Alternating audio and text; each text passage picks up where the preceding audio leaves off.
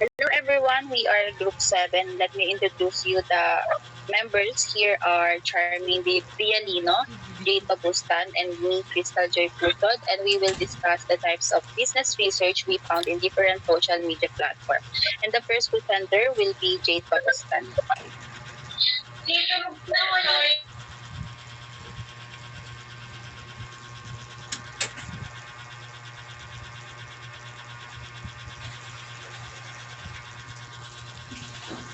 Pa-share screen ako.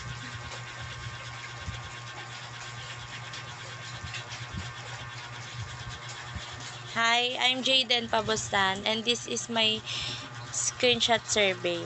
I saw this survey on the TikTok app.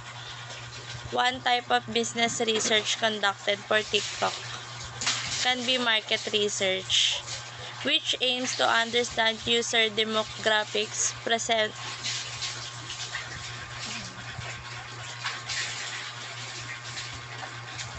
preferences, and behaviors. This is likely because TikTok needs to constantly adapt its platform to meet the evolving needs and interests of its user base, which span different age group and geographical region. In addition, TikTok may conduct advertising effectiveness research to help businesses maximize their marketing ROI on the platform. May I call Charmaine to continue?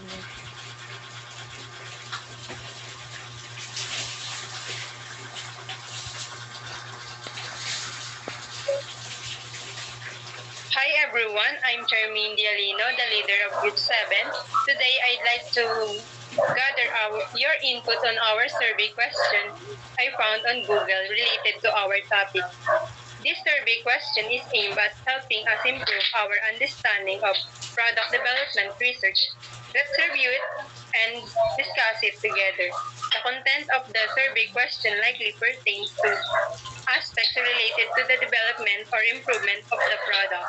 This could involve gathering insights on existing features, identifying potential new features, and understanding customer needs or assessing satisfaction with specific product attributes.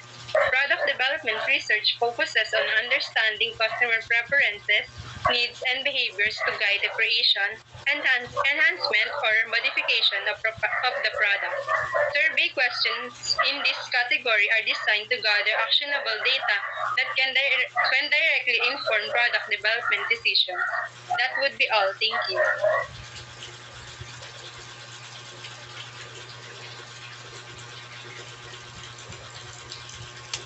Hello, good evening everyone. My name is Crystal Joy Pusod. I will be the last presenter of Group 7. I found this survey from TikTok, the type of business research being conducted here in TikTok with a question like, how do you feel about this? How about the video you watched? Falls under the category of sentiment analysis or opinion polling.